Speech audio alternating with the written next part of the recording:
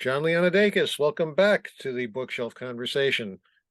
Good to be back with you, Ron, and your audience. I'm not sure if this is three or four times, but you are the league leader in appearances.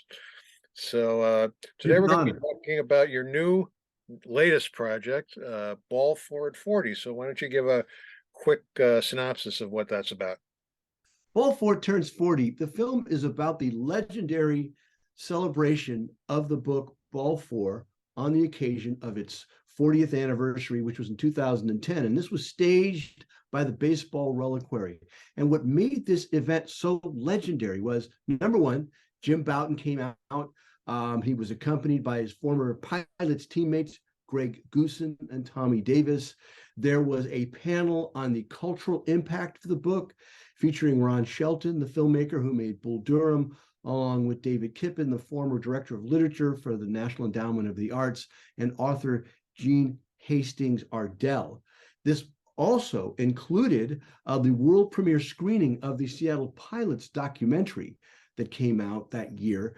And of course, the foyer, the lobby of the library, glittered with all these great relics from the Seattle Pilots by Seattle Pilots Uber collector Charles Kapner, who has everything from Seattle Pilots baby bibs to mugs, buttons, pennants, even uniforms. I think he has Joe Schultz, the manager's home jersey. So it was quite a gathering. And it was important to me because I love the book. I also came up with the idea for the event a year in advance. And it was such a smashing success. The LA Times had done an article about it a few days beforehand. So the place was mobbed. It held 175. There were at least 200 there lining the walls. They were four deep in the doorway looking in. And it was one of the greatest baseball events I've ever had a chance to attend. And there's this huge subculture of people who love Ball Four because Ball Four sold somewhere between 5 and 6 million copies. If it's not the greatest selling baseball book of all time, it's certainly on the short list. So all of those things conspired to make for a really engaging film project. For those who are not familiar, could you explain what the Baseball Reliquary is? Yeah, the Baseball Reliquary is kind of a left coast alternative to the Baseball Hall of Fame. They're much more about celebrating people who've impacted the landscape of the game instead of who had the most championships, who the statistically driven kind of thing.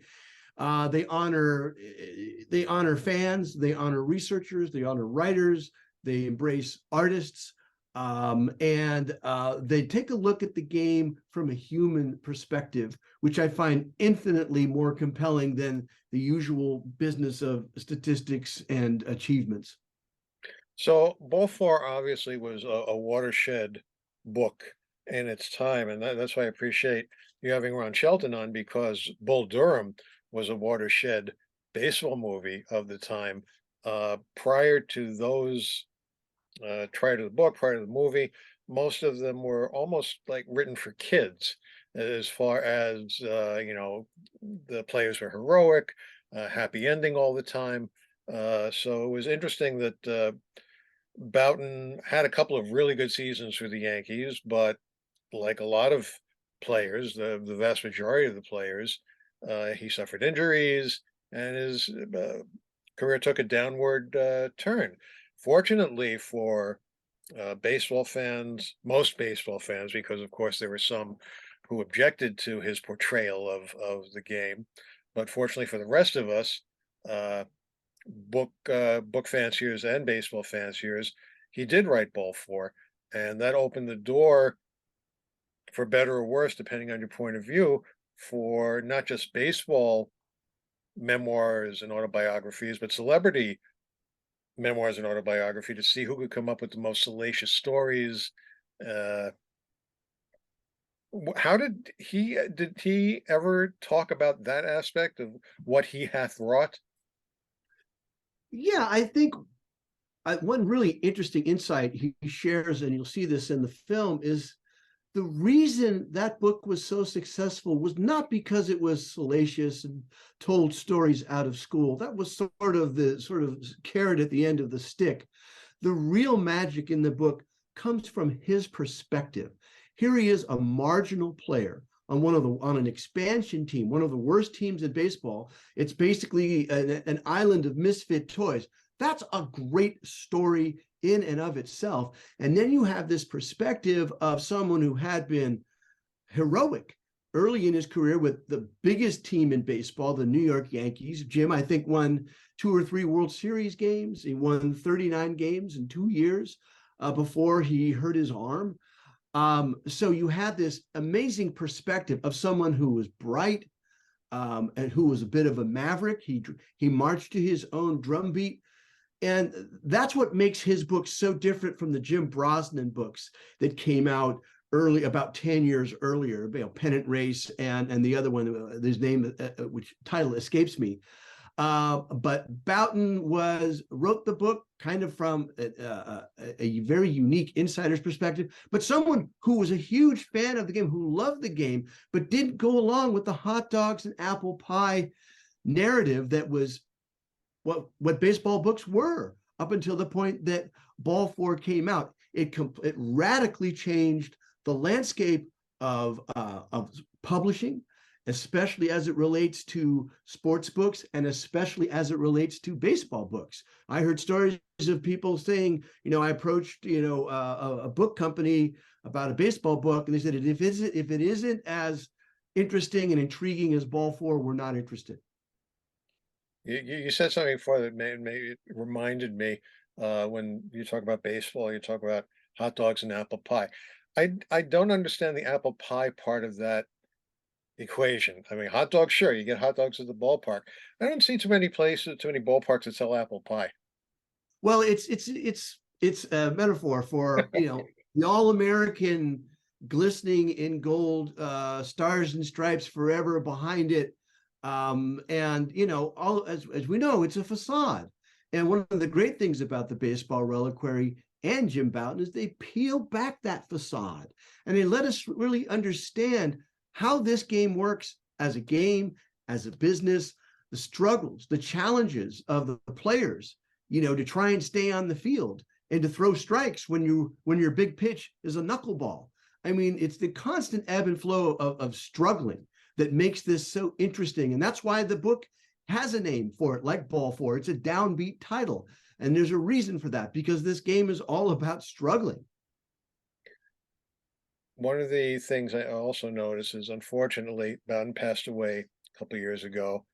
Uh, you mentioned Tommy Davis and Greg Goosen, and they're gone too. Yes. Uh, so it's kind of sad that you and I are of a generation where these were our familiars when we were growing up. These were our heroes, our stars. And I know during the pandemic, a whole bunch of Hall of Famers passed away within a really short time of each other, which reminds us, unfortunately, that we are getting up there. But as far returning to the idea of contemporary memoirs, I'm thinking of somebody like Lenny Dykstra, who was a marginal player for the Mets. He had a couple of good years, and then he played for the Phillies, and then his career went into a spiral or post-career went into a spiral with gambling issues and financial issues, and he served in jail, and he wrote several books, and each one was more raw than the one before. And I think a lot of these are flavors of the month type of people who take advantage of their celebrity. I think Dykstra's first book came out after the '86 World Series. Yes. Where a few, that seems to be a hot topic. When you're on a pennant world championship team, take advantage, write a book. Right. Uh, it's unfortunate the reliquary has fallen on hard times since its founder, Terry Cannon, also passed away recently. So, what is the status of the reliquary right now? Well, the reliquary is beginning to stage a comeback. When Terry Cannon passed away in 2020, there was a perfect storm of bad things that happened at once. He died, and unfortunately, there was a technical piece of business revolving around the website that made it get shuttered, that nobody could fix for a long, long time. And then, of course, because of COVID, the Reliquary could not stage events. I mean, this is their bread and butter, especially their Shrine of the Eternals, their version of the Hall of Fame, which is their signature event and is always a high watermark baseball event every year. And so all of those things kind of went away. Now, fortunately, they are staging a comeback. They just had their first Shrine of the Eternals induction ceremony a week or so ago in downtown Los Angeles. I was able to attend that, and it was outstanding. You know, Ron Shelton was there. Some of the Baseball Reliquary regulars there. Mary Cannon was there. And of course, they had their inductees, some of whom couldn't be there in person, like Bob Costas, who gave his acceptance over a video piece. And the Hilda Award winner, Jeff Bozoukos, who has this amazing game used bat collection of Boston Red Sox players. I think he's up to 1,000 bats now. Wow. And then but the fact remains is that they are back. Joe Price is now the new executive director. Joe Price was a reliquarian, very involved with the organization, but he's also one of the point persons for the Institute for Baseball Studies at Whittier College, which basically got going because Terry Cannon wanted to find a home for the archives of the Baseball Reliquary. And the Institute was set up for that. And it has exceeded beyond Whittier College's wildest imaginations. They thought it would be, people might have a little bit of interest in the novelty of it for a year or two. Absolutely not. It has become an incredible resource center. The collections that people have given to them are outstanding. And as a matter of fact, it's in my will that my collection will go to the Institute for Baseball Studies as well. So they're making a comeback. It's slow and steady. And the website, they're trying to get that back up to speed, to make it more contemporary, and a means for people to be able to join electronically. But thank goodness they've made some really great strides to come back into view, so to speak. Now, obviously, you're a veteran documentarian. Ball 4 is just one of the many projects you've done. Tell us about some of your other projects. Well, of course, there's my documentary that kind of got things started for me, which was not exactly Cooperstown, which has become sort of a cult film from what people tell me, which is about the Baseball Reliquary. And I have a soft spot in my heart for that film because, the Reliquary is such a unique organization. It's tough to really write about it, talk about it in words. And so it's really something you have to experience. So I think the film does a good job of that. We also have the day the World Series stopped, which was my story of attending Game 3 of the '89 World Series, where the great earthquake that rocked the San Francisco Bay Area occurred, stopping the series for 10 days. And I sort of accounted for that. As my biographical film of the legendary sports writer, Arnold Haino. And Arnold and I became very good friends, but he's a really important writer and chronicler of baseball. And of course, he loved the game and he went to 70 games when he was 4 years old at the Polo Grounds in 1926. So this is a guy who'd seen a lot, and it was a wonderful story to cover. I've made a number of films with Jim Mudcat Grant, one of them touching on his journey through baseball, really commenting on the racism that permeated that whole experience for him. I have a film all about the struggles that American women have faced trying to coach, play, or umpire baseball, called Shut Out: The Battle American Women Waged to Play Baseball. And that's on Amazon Prime. That's season 3 of The Sweet Spot. I also did a documentary of Greg Goosen. Part of that came about because of what he did the day of the event at Ball 4 Turns 40. Just a remarkable storyteller, really smart, funny guy. And about 3 weeks after we shot that piece at Ball 4 Turns 40, I interviewed Greg at his home in Sherman Oaks, and he just spun gold for 45 minutes. I could talk to him for a month. He was so great. And then sadly, like 4.5 months later, he died. So these films what's important about them, as far as I'm concerned, was nobody was mining the human stories about baseball. They were all about Willie Mays, Ted Williams and Hank Aaron, all marvelous subjects, but we've been inundated with the same stories over and over and over again. And I really wanted to look at these types of stories that get into the human side of the game. We certainly talk to players. We've got a little documentary about, bench coach Steve Buechele of the Texas Rangers. That's a fascinating job. What does that person do? How do they contribute to the success of a team? Or we talked to Tiny Felder, who played for the Giants and the Houston Astros and the Mariners, and talked about him. What was his very first game like going into the bigs? So it's those types of things, and stories that we still have yet to tell that have been shot, like the Lou Gehrig of scorekeepers. This is a guy that did something like over 2,000 games straight, scoring for the Angels. And so there'll be more stories to come. And the next film we're going to do is all about Lefty O'Doul. We're going to go out and do some crowdfunding for that. But what's interesting about Lefty O'Doul, he's baseball's greatest ambassador. And not only that, he has the fourth highest batting average in Major League Baseball history, and he's not in the Hall of Fame. I was just going to ask, I've read several things about him, and he's a San Francisco legend, and for all his accomplishments, I don't understand why he's not in the hall. You mentioned the sweet spot. Could you explain exactly what that is? Yeah, the Sweet Spot is a multimedia project. And the goal of that is to tell these human stories about baseball, while at the same time, we want to explore social issues through the lens of baseball, like racism, like gender discrimination. And so we're very much influenced by the baseball reliquary in that regard. And so what we have done is we've produced now close to 30 films. We have our book called Baseball Pioneers, which are basically oral histories from the interviews we've conducted with some pretty significant people along the way.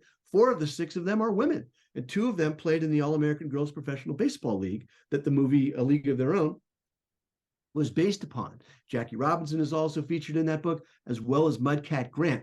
And we also have our own custom baseball card set, which I have right here. Let me see, pull this rascal out. We've got people in here who are, like Arnold Haino. Also, we have Tom O'Doul, who is Lefty O'Doul's cousin. And here's Ed Munson. This is the scorekeeper I was telling you about. We've got a wonderful documentary on Doug McWilliams, who was sort of the Rembrandt of Topps baseball card photographers. He shot for them for something like 25 years. Now, these are all people that we have featured in the Sweet Spot documentary series. But Is that's it in something short. that's available for purchase? Oh, yes. These are available for purchase. Folks can reach out to me, john@thesweetspot.tv. Is there a website for all of this stuff? Yes. Yeah, there is. There is, it's thesweetspot.tv. Let me make sure that is I'll circle back to make sure that is indeed correct. But yes, the Sweet Spot does have its own website. Now, I see you're decked out in pilot's regalia. Where is your go-to spot for obtaining these items? Well, it's varied. I got this Seattle Pilots T-shirt from a really cool T-shirt place in the Haight-Ashbury district of San Francisco, of all places. And really what they specialize in are minor league baseball T-shirts, of which I bought a number there as well. But they had this Pilots one there, and I was like, oh, wow, I've got to have that because I love it. It's got the colors and everything and the Seattle script. So I got that there. And then, of course, I've got 2 Pilots caps, and these I got, this is the Cooperstown collection. And there's a few out there that are selling Pilots caps, but Cooperstown collection, this one is certainly really close to being an exact replica. Now, in the documentary, you mentioned the disconnect between the current Seattle franchise and the Pilots, which I found a little disappointing as far as a historical connection went. That the Pilots don't consider, the Mariners don't consider the Pilots. I mean, they were their own entity. The Mariners are their own entity, but reaching back into history, they're kind of not really connecting with. And you told a sad story about they invited players to come to an old timers situation, but they wouldn't pay for them to come out. Right, right. I mean, it's a classic example of a franchise shooting itself in the foot, which happens a lot with Major League Baseball. You know, if it weren't for the Seattle Pilots, there would be no Seattle Mariners, because the city of Seattle sued Major League Baseball for the team, disappearing and going off and becoming the Milwaukee Brewers. So in 1977, that's why the Seattle Mariners came about. So for the Mariners to say, well, we want nothing to do with these guys, it's silly. And and here they are. They have this big old timers day, and it's a gate attraction, right? People are going to come who remember the Pilots and want to see these guys, but no, they don't want to pay the airfare and the hotel and all this stuff to fly these guys out. It's classic penny wise, pound foolish stuff. And so they've got no interest in doing anything with the Pilots, which is super. I don't understand that. And then the Milwaukee Brewers, they're not out there waving the flag saying, oh boy, we're so glad that the Pilots were part of who we are. I have not been to the Bud Selig exhibit at Brewer Park, but I would hope that they've got something that ties to the Seattle Pilots there. But, it just ties back to the overall persona of the Pilots. Jim Bouton said, they're like the Flying Dutchman. They're sailing the seas, looking for a port. They have no home. Seattle is not their home. Milwaukee is not their home. So they're these misfits, just sort of, a cast adrift on the open seas. And I think that's a very apt metaphor for the Pilots. One team around for 1 year and then they're gone. I don't think there's any other team in Major League Baseball history that was around one season and gone. Greg Goosen says something hilarious in the film. He goes, even a little league team is around longer than that. This was the big leagues. So I think that's why the Seattle Pilots are so fascinating. I mean, the book really captured the essence of that team and of that franchise. There are certainly other books out there, like Bill Mullins wrote a great book kind of about the business side of what happened with the Pilots and why they failed. But I think Ball 4 really captured it from a humanistic point of view that the fans and outsiders can appreciate. And I think the Seattle Pilots are a marvelous story. Have you read Mitchell Nathanson's biography of Bouton? Absolutely. Mitch is a good friend of mine. And so, I bought it as soon as I could get my hands on it. And I love the book. I think one of the reasons I like the book, it is not a hagiography. It isn't like, we find out that Jim Bouton had flaws, just like the rest of us. He had a lot of challenges, just like the rest of us. Some of those things, weren't really brought out in some of his writings. But I think it's exceptionally well researched. And it's a very even-handed account. And I think that Jim would have really liked it. What's next on your to-do list? Well, continue promoting Ball 4 Turns 40. I'm a micro studio, so I don't have a big PR leg that can go out and bang the gong. So I'm very appreciative of outfits like yours helping me to spread the word. So that's a big part of it. I mean, it took a year to put this together, not including the intervening 12 years. It was a really difficult project. But I think it has a place in the hearts for people who love Jim Bouton and people who love the book, because you're going to learn something new about them.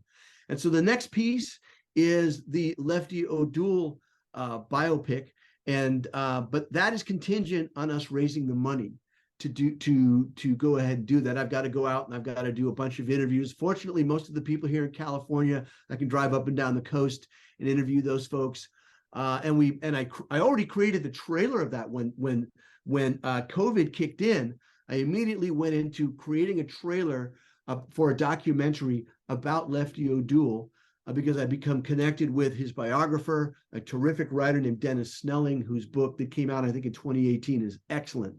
And of course, I've known Tom O'Doul, Lefty's cousin, for quite a while. And of course, I shot a whole episode for the Sweet Spot about Lefty O'Doul's restaurant, which was shut down, I believe, in 2017. But I got in there in the summer of 2016 and interviewed Tom there and shot that place, which of course doesn't really exist anymore. So one of the things about the sweet spot in my documentaries is these are legacy pieces about people and things that aren't around anymore. You know, Jim Bouton, Tommy Davis, and Greg Goosen aren't with us anymore. But this film really captures the camaraderie, the love and the brotherhood between those guys. It was quite palpable. And it was the last time they would all see each other. So it's great that we were there to capture that moment in time and to be able to memorialize that and share that with people who love baseball and Ball 4. And we have been talking with the creative mind behind Ball 4 Turns 40. Jon, thanks for talking with us today. All good luck to you in your project. Thanks very much, Ron.